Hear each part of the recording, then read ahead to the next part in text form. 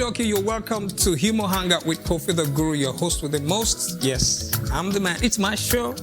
And I promise you today you're going to have a wonderful, fantastic time, fantabulous time, because I have a very, very wonderful guest, someone you would love to. Just mark today's date. This is the best you're going to see today. Mark the date. I remember when I was a kid and people used to use that expression. It used to annoy me after a while. Mark today's date. That's why I went to mark the calendar one year. Like I marked the dates, hoping that the following year, when we get to that date, it will be memorable. By the end of the year, December 31st, they took out all the calendars, tore it and used it to wrap decoration. When it got to time for the following year, the date was no longer available. We couldn't mark or see the date we marked. So be careful how you use English expressions, especially when you're writing a check. My uncle is in hospital as we speak. Uncle wrote out a check for $100,000. It was supposed to be written as $100,000. Uncle, feeling fly, feeling new school, just wrote $100,000. So they helped him to fill the space in front of 100 by putting $900,000. And since he wrote one, they just helped him put Asante Gu in front of the one. They just covered 9. And that's how they cleaned out Uncle. His whole life savings. The burial might be next week. I will invite you. And that's how we're going to start the show. But one advice to people who carry dreads. Please, when you see someone like T-Blaze or Barrow with dreads, he's lanky, he's tall, he looks fine. When you see, tall, but if you are short, you are close to the ground. Nothing can be as annoying and unromantic as a short man with dreads. You look like unripe pineapple. Stop it. You're welcome to the show. Have fun. I'll be back.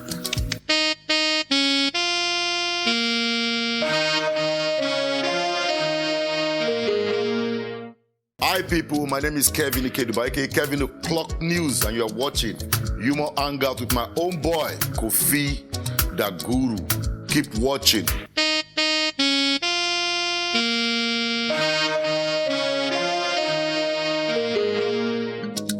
Okay, we're here back on Humour Hangout with Koffi Tha Guru.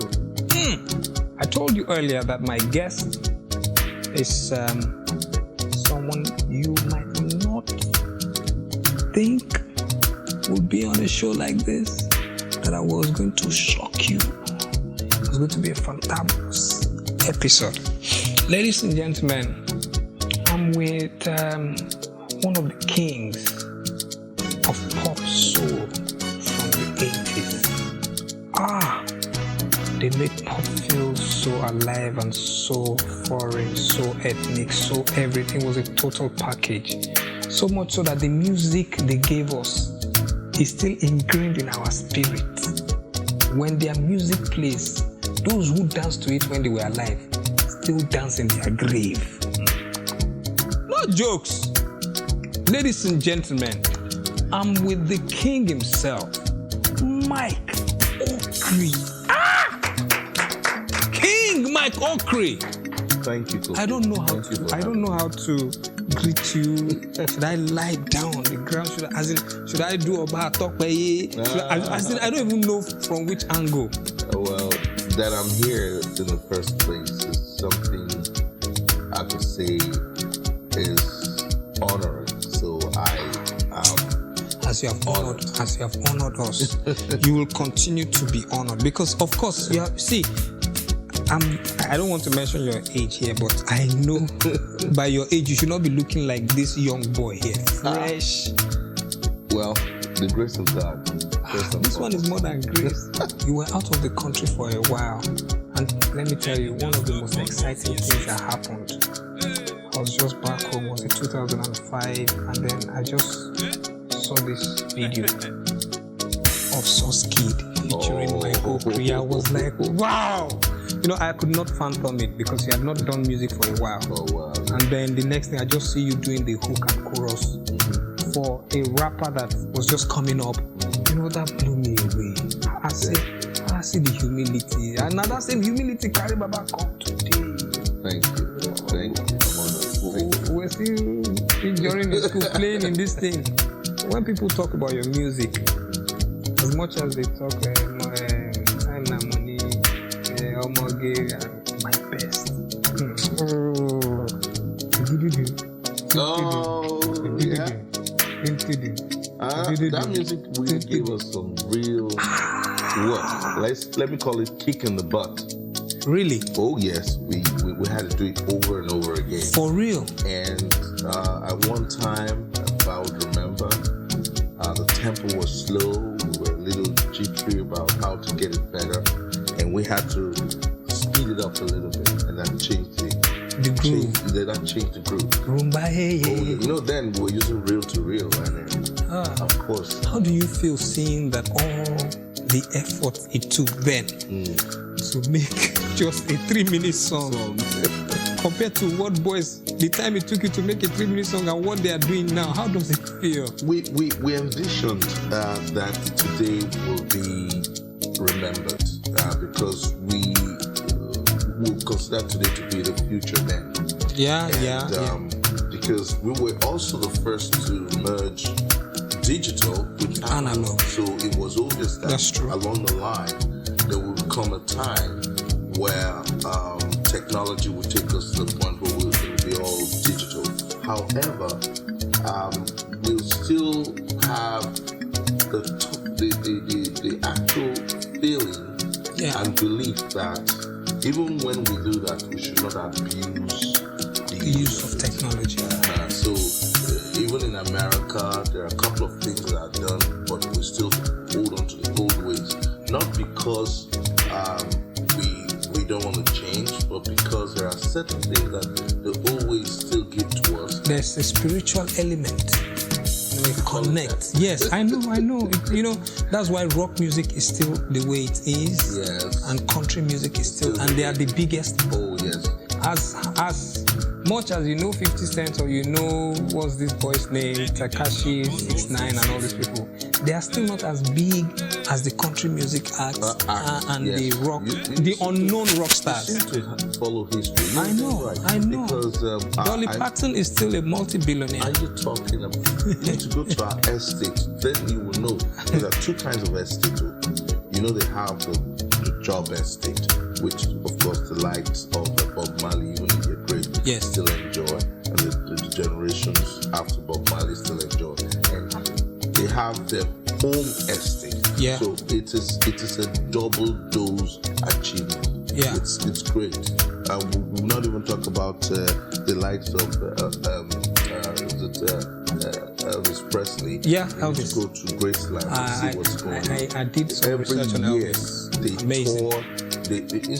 They tore Graceland. People still go there, and it's like they go watch. So what happened to us? Why don't we have such things here? It's sad. One of the things that I would like to talk about in that case, Koffi, is the fact that, until we know how to mend fences and create a structure that is monumental. Unfortunately, and part of that structure that I'm trying to say is like a union. If you don't have a union, look, what you and I do individually will fade away. True. It's the saddest part of it. I said, when I come to a show today, there will be one of the things I'd like to say. That an appeal to the stakeholders, even those who are making money now, may not. The only way they'll have their foot in the sands of time is for them to be able to help the union to help bring every stakeholder together. Whether you're an artist, musician, songwriter, name it. If the union is not together, forget it. What we do today, 20 years down the road, it's gone. It's gone. I like CIG. CIG is doing that. Creative Industry Group is bringing everybody together, and I hope it works. Yes. Because I'm part of it. I'm the head of the comedy section, and we're working towards making sure that everybody is represented, and we have a fortified front. I hope that works for us. One of the things I like to key on in this aspect of it, since you're a very strong member of such a group, I want us to, because the government, Lagos State government is supporting us. I know that, but I'm even looking at it from the federal point of view, that the only union we know I hate to say it, it's Pima. It's sad. But we have to salvage it. Because hopefully. Boss. I'm having a headache. It is well. Yeah. Should I pour water on you? Boss, all the while you were gone, there were rumors around. Sorry, I put you on the spot. You know what the rumors? Oh man, bros, that year you dance for Sandro. You Rumba, that's a fire dance. The image is always in my head. The girls would dress well and still look sexy, and they didn't naked their bodies then, and it was still entertaining, family value. So it was said that when you traveled abroad, you were a taxi driver. That I will debunk, because even if I was a taxi driver, seriously, I will not deny it, but I wasn't. I did other menial jobs, I will admit to that fact. I mean, every immigrant that gets into America will either be a taxi driver or a security officer or, doing menial jobs, because that allows you to be able to walk your way to whatever dream plan you have for your life. I was very, I could say that proudly that I was one of those artists that when I was going to America, I go with money. I even go with money here to take care of people out there. Awesome. But as time went on, I ran out of money. Even those are assisted. Bros, forget to. They'll find a way. I remember I said, give you money the other time. He said, oh, bros, I broke. So it got to a point, and of course, at that point, I had no money. I was forced to now get into the system and get me a job. The first job I got was a farm job, because I've always had this passion for farm. It's a dirty job, but I got involved. Oh, I thought it was going to be like, okay, you get a private tractor and till the lands and all that stuff. There was a winery place at Tapa Valley. Oh, nice. So basically, I got a whole lot of idea of how to, wine pressing and all that thing. But it was really, really serious. For 2 weeks, I don't think get up from bed. Oh yes, it's really tough. Knock body past it. But eventually, and I also did what is called the 18-wheeler driving. I drove truck driving for 2 years. Oh, that's what they know. 48 states. Translated to taxi driving. No, I never did taxi driving because I truck driving. I drove 48 states because but then the time I drove drove truck. You are either a resident or a citizen. You can't. If you are not a resident or citizen, you can't drive the truck. Because most truck drivers are very wealthy. They pay them well. It was something I ventured into because I love traveling. I love the fact that I have to sleep in my batch and it's always two. You have to be a team to drive a truck, and you can't drive more than 14 hours. You can imagine the only two places you can't drive to in America is Alaska and then Hawaii. But 48 states, you can imagine when you if I drive Pennsylvania, New York, all the way to Los Angeles, it takes me a week. Driving back another 1 week. I shared driving with my brother-in-law and father-in-law from New Jersey to Florida. It's an interesting thing. It was fun. You even get to a point where we stay. The only thing you can't bath on the road, because they'll tell you, they try clear off, because there are bad people out there too. They're cannibals. I'm like, sorry, America, but none of that. And the truth will talk. All right, we'll be back. Mike Okri has a lot to share with us. We'll be back.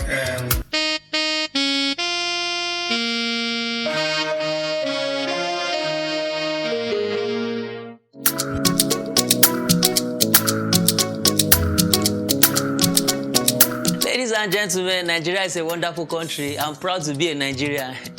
I said the same thing 2 years ago. I'm saying it this year, but things don't they change. The country is hard though. I will not say too much. And nowadays, they buy this thing, egg roll, inside hold up. Only for me to open it and find garden egg inside. The guy told me egg na egg. The thing shocked me. See, after Nigerian government, the next person where you go fear now women. Nigerian women are wonderful. I won't say more than that. Only a Nigerian woman will confidently tell you, her name is my sweetheart. The two guys say, Chairman Alpha. Why? You people want to kill us. Now, see, my father looked at me and said, you went to school. You came back from school. How old are you? You are not married. Look at you. You went to school. Why didn't you find a wife there? I said, you sent me to school to do what? To get my bachelor's degree. Why are you angry that I'm still a bachelor? It's what you sent me there to do. Now, the actual reason why I'm not married, most people don't know, is that it's heartbreak. See, I don't know. Everybody here, most of us have witnessed heartbreak before. There's some kind of heartbreak that will happen to you. You see my head that is getting bowed, it's heartbreak. There's some things that I'm just trying to console myself. It's only a Nigerian girl that will break your heart. Early in the morning, you go to mosque, go and do morning devotion. It's shocking. Now, some Nigerian girls will even break your heart finish. I wake up 3, you know, say they go break your heart finish, you go sleep. Wake up 3 a.m.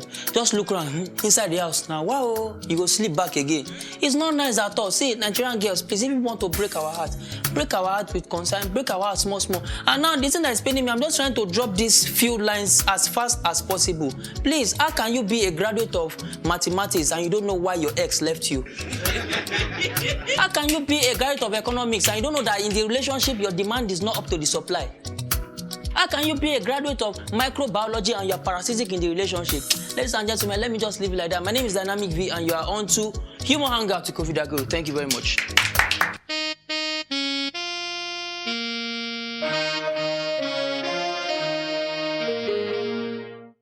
We're still here. It's Humour Hangout. My name is Koffi Tha Guru, your host with the most, and I'm with a king, an icon, a legend of legends. I'm a young legend. This is one of the legends I looked up to, and to date still inspires me. I keep thinking, when people like you who have seen a lot and can be very impactful and are still here, when I see people like you and I like, what if someone like you had been given the chance to be president? Perhaps if you were ever going to be president, where would you want to preside over and what would you do? Which country? The saddest part of it is I start with that because I know for certain there's so much work to be done in the country of our own called Nigeria. Okay. Restructuring is one of the key things because everything, they said, charity begins at home.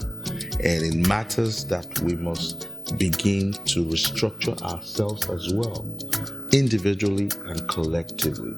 So we cannot continue to run a kangaroo or banana republic kind of government. It's so obvious that when we subject ourselves to pain and certain kind of oppression, even in behavior, it's sadistic. Let me ask you a question, sir. When you're at home and NEPA takes light, I get offended. do you check if your neighbors have light? I mean, it's even the noise of generator that offends me the most. I mean, and I said, years after years after years, I was even telling my son and a couple of others that were in the car with me, I said, 87 here. Nigeria was still very bubbly. I have a host of friends that are in politics, and I tell them the truth. I said, Nigeria is very difficult to govern because we do not trust ourselves. I said, so the matter when it comes to governance is the ability to open up yourself to say, how do I want my country to be in the next 4-8 years? And I don't want to be the type that wants to be tied to government forever. I'm a youth today, let's assume, and then I want to be... You're a youth, not let's Hallelujah. You're a youth. I remember... Because people your age are youth leaders in politics. That's what I was about to People say. older than you. Oh, yes, now. The point I was even trying to bring up is that it is not the youth itself that should be the issue. It should be that if common sense that is not common. I have a song that's coming like that. It's the You're still recording. Oh yes. Oh, I'm dropping one soon. You know, so that people will get to understand that if we do not look inward, we can't know how to coordinate the outward. True. Fact. Let me take you on a cruise. Nowadays, everything is cruise. I'm playing a game with you. So we've done all the serious parts. This is the only last thing I will do. Then I'll take quotes of the day and then we're done. So, it's a tongue twister. I know you are good with words. And My goodness. So I'll throw it at you and then you repeat it 3 times. At least let me use something to fall your hands more. At least you have been too perfect since we started the show. I'm just killing it on every level. This one you kill it. This one you kill it. Something must kill you today. Have you? So it's a tongue twister. It says Friday, February 1444. Father Francis fried 5 fishes for 5 fathers from France. Friday, February 14. Wait. Friday, February 1444. Father Francis fried 15 fried fish. 5 fishes. Fried 5 fishes. Fried 5 fishes for 5 fathers from France. February 1550. So boy, don't say we talk about get your own way we talk in this. Oh yeah, talk your own. The way you February 1550. February I beg. Me a young boy. You win. Okay, I need to take the quote. Oh God. Oh, nice. This is from Beauty of the Beast, The Scars That Made Me Start My Book. Oh, wonderful. Yes. Can we get a copy? Yes, you would. It's actually online. You can get it online. Just Google Beauty of the Beast, Scars That Made Me Start My Book. Idowu-Nuel, and you see it. Online. It's let me not advertise this stuff. So here it says, quote 85, quote of the Guru. It says, "Poto things leads to roko fight. Avoid swampy conversations." Does it make sense? It makes sense. Makes sense, Abby? It makes sense, sure. Avoid swampy conversations. Don't be everything mouth they open the top.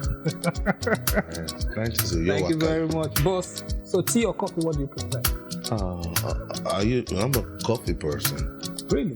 When I drive my big truck, I make sure I have a big jug of coffee. Sorry, I don't have a jug. I only have a mug. No, that's why I said the mug not rich. You go double up. Sorry. I can only give 1 mug for now. When you come, next because time. this episode will be 2. Okay. So when you come next time. By then we would have been giving out. So I'd like to say thank you, boss, for coming. Thank you so much. Yes, there's a jug, right? A mug for you. Oh my some other goodness, goodies. aren't I lucky? Thank you so much. It was worth it, right? Yes. With the, you see, it's a Koffi Tha Guru. Oh, that's wonderful. Thank you, boss. Pleasure. Thank you so much. And God keeping you young and strong for us. Amen. God bless you. Amen. God bless you too. Ladies and gentlemen, Mike Okri, King Mike Okri. That's been our show for this episode. So next time, I stay humble. I stay your host with the most. See ya. Bye. Yes, boss.